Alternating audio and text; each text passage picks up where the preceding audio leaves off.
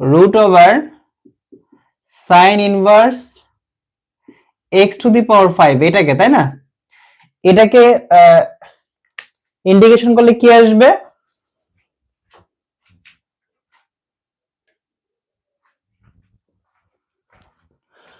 ওকে, এটাকে করলে আসবে, তো এটা প্রথমে রুট এক্স, এটাকে এটার মধ্যে এক্স মানে এক্স বলতে এটাকে এক্স বলতে পারি, রুট এক্স।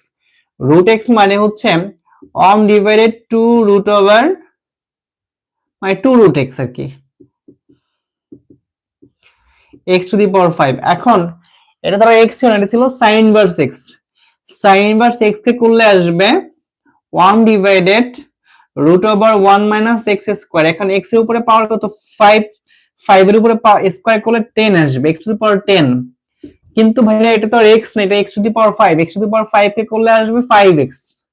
ওকে,